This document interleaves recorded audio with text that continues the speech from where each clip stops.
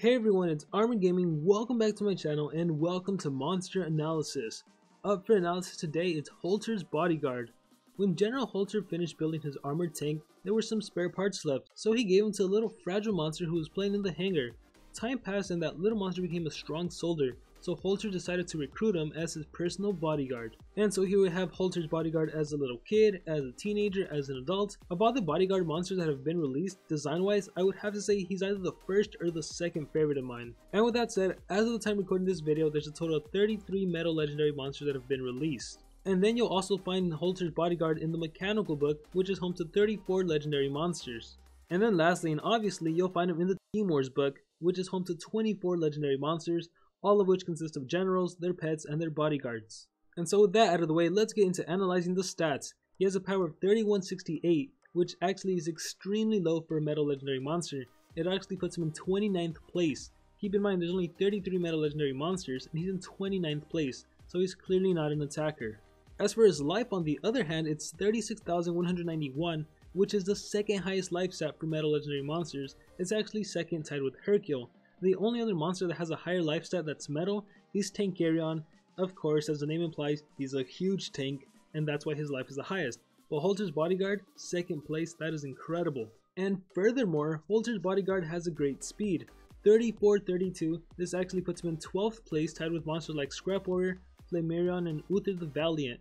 Now you may be thinking 12th place, that isn't really that high.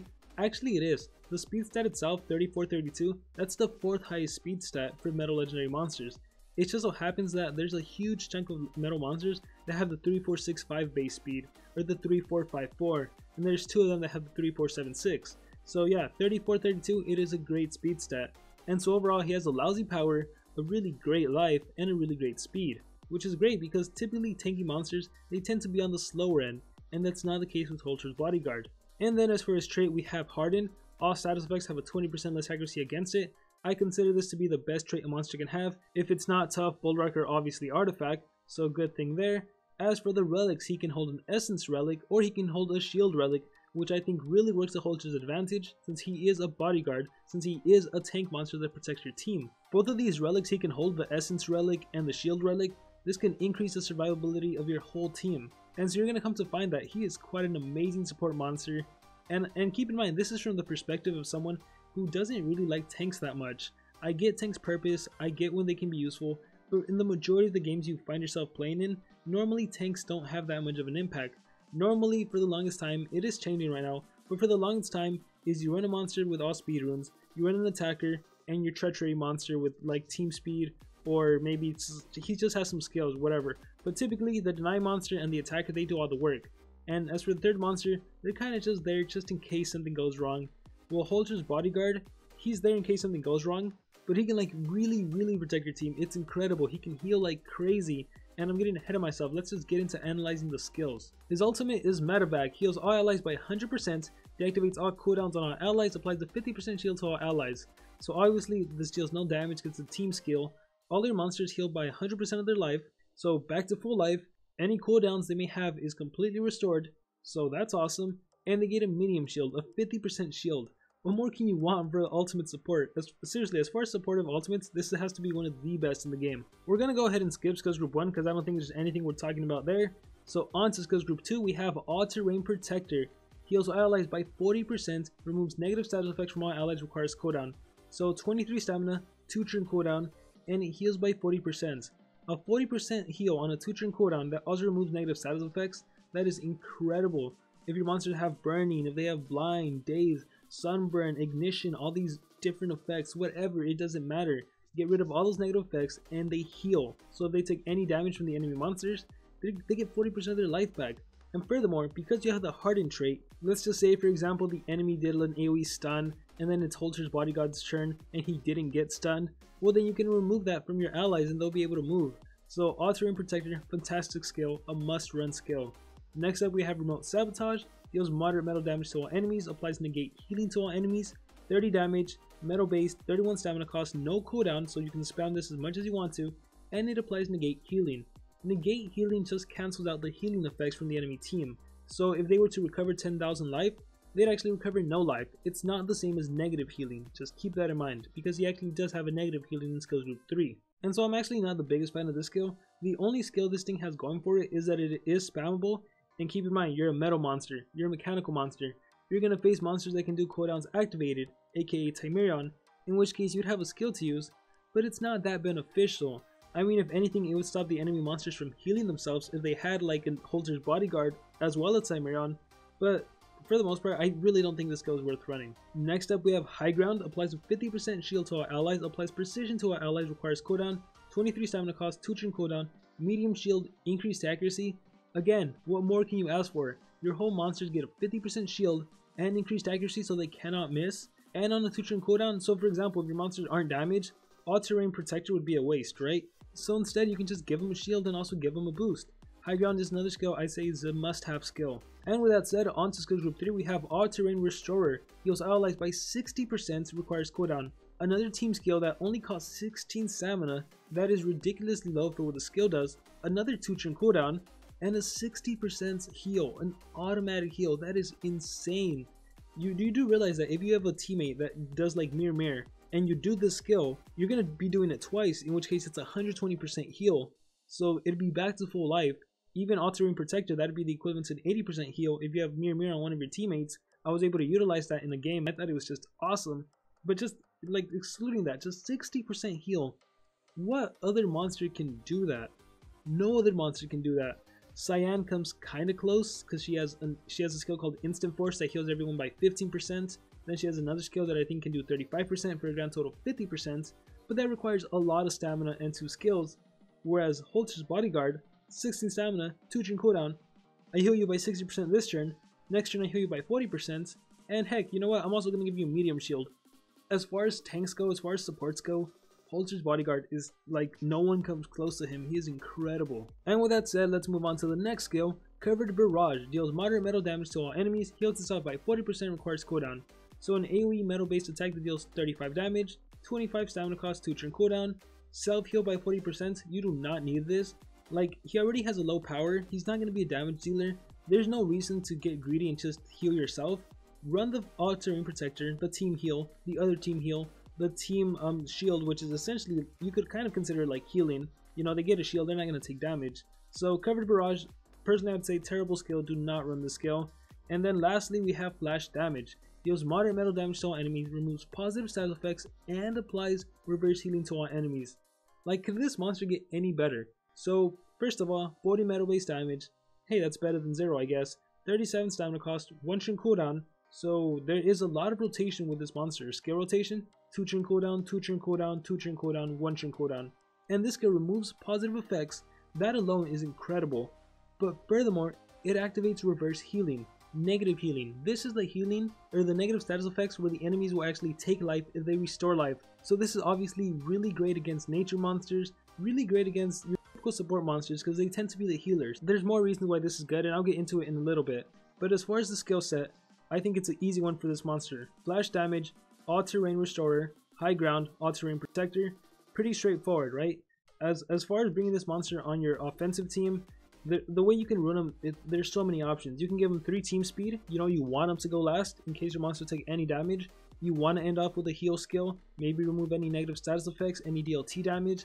Maybe if no one's damaged, you want to give them a shield and increased accuracy. So then your deny monster and your attacker, they won't miss on the following turn. That's an option. You could also do a single speed and 2 team speed. And then of course you can do a team life and 2 team speed. And that's just so all of your monsters get additional life. And then they benefit more from the healing. And then you could also do a single life and team speed. That way, Holter's Bodyguard stays alive longer. You ensure he doesn't die so he can continue to heal your team. Although at the same time, I kind of feel like a single life isn't really needed that much on Holter's Bodyguard.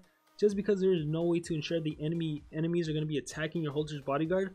Like, what if your Holter's Bodyguard has like 100k life, but they still take out one of your monsters that has like 22k life? You know, it's not that useful. Like, yes, Holter's Bodyguard needs to stay alive to protect your team, but at the same time, you need to make sure all of your other monsters have enough life to take hits from the enemy team. So that's the thing you gotta watch out for. But yeah, essentially what you want to do is just give Holter's Bodyguard some combination of team runes. Whether it be like a team life, or just all 3 team speed, 2 team speed, just mold it to fit your team. And I seriously think that Holter's Bodyguard is a great monster to bring into battle when you're like the underdog. When the enemy team is full of ranked up monsters, high level runes, and you just have your level 100 monsters with mediocre runes, go ahead and try out Holter's Bodyguard, because that healing potential he can do, the shield he can do, it is incredible. So seriously, try it out. And so this monster is definitely one of the best tanks, one of the best healers in the game. Now, as for putting this monster on defense, I don't think I would recommend it. I think this monster on defense, he's too easy to abuse.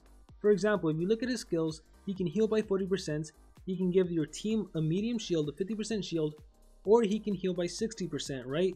Flash damage that removes good effects. Well, Holter's Bodyguard, if you happen to possess him, if you put him on defense and the enemy team happens to possess him, what ends up happening? He's going to be healing the enemy team by 60 or by 40%, or he's going to give them a medium shield and increased accuracy. So he's way too easy to abuse. Not to mention that cooldowns activated will be a bit of a problem because he's going to be immobilized for 2 turns. I mean, yes, if you run flash damage, he's going to be able to attack on the next turn, but then he's not going to be able to do any of his supportive skills for 2 turns, in which by then maybe the enemy already takes you out. So be wary of that. And then the third reason I would recommend against Holter's Bodyguard on defense is because what happens if the enemy brings his own Holter's Bodyguard, and because he sees that you have Holter's Bodyguard on defense, he does immediately flash damage, in which you now have negative healing.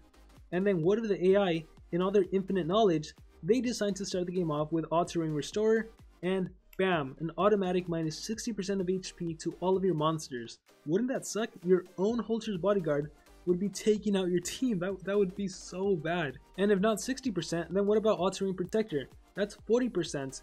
Now the one thing I can't say for sure is what would happen if you do negate healing, or negative healing, my bad, on the enemy Holter's Bodyguard, and then he does Auto-Ring Protector. Because according to the description, the skill heals all allies by 40%, and it removes all negative status effects from all allies. All that matters is which does it do first. Because if the enemy team has negative healing, if Auto-Ring Protector actually removes negative status effects first, well then that's awesome, because then it gets rid of negative healing and then it heals by 40%. But if on the other hand it heals by 40% then removes negative effects, well then in that case your team would lose 40% of their HP and then the negative healing gets taken off. So it's iffy. We're gonna have to do some testing on that because I don't know how it actually works. But yeah, that's why I'm advising against Holter's Bodyguard on defense. It really doesn't work to your advantage. Now, of course, you could argue that maybe the AI does flash damage himself, and now both teams have negative healing, in which case, hey, now if you try to heal with Holter's Bodyguard, you're going to be damaging your own team. But then as an offensive player, you can just do high ground, give your team a medium shield. You know, you're smarter than the AI. You know, the artificial intelligence isn't that intelligent. So yeah, Holter's Bodyguard on defense I don't think is that great. But that's just my personal opinion. And then the one last thing I wanted to touch on is flash damage. One useful thing I thought of recently is the whole negative healing, right? So in a game, let's say you're going up against monsters that possess you, I think it'd be a really smart idea to start off with flash damage and activate negative healing on the enemy team. Now, even if they don't have any healers, the reason you would want to do this is because what if Holter's Bodyguard does get possessed, right? He's going to be healing the enemy team, in which case they have negative healing because you applied it on the first turn. On the next turn, Holter's Bodyguard got possessed, so then when your Holter's Bodyguard in his confusion does Auto-Ring Restorer and heals the enemy team by 60%, he's actually going to be reducing their HP by 60%. So that's a nifty little combo you may be able to pull off every once in a while. Who knows, right? That'd be awesome if that actually happened. Like, if I ever get a chance to do that, I'm definitely going to get that recorded. And yeah, I think that's going to be it for my analysis on Holter's Bodyguard. I gotta say, even though he's a tank, even though he's a healer, I really love this monster. I actually purchased one myself, and that is extremely rare because I normally never like to waste any war coins. I'm always saving them, waiting for social point to mess up, waiting for some really special awesome offer to get released. But hey, he was available for 10,050 as of the time recording this video, so I picked him up, and I highly recommend, if you're watching this video while Holter's Bodyguard is in the shop, I would highly recommend you pick him up too. And now I want to hear from all of you guys. What do you guys think about this monster? Do you like him? Do you dislike him? What do you think of his healing potential, his tank potential? Whatever thoughts are going on through your guys' mind, let me know in the comments below. And with that being said, once again, I'm Armor Gaming. Thank you all for watching. Best of luck to all of you on your Monster Legends adventures. And like always, remember to dream big and pursue your passions.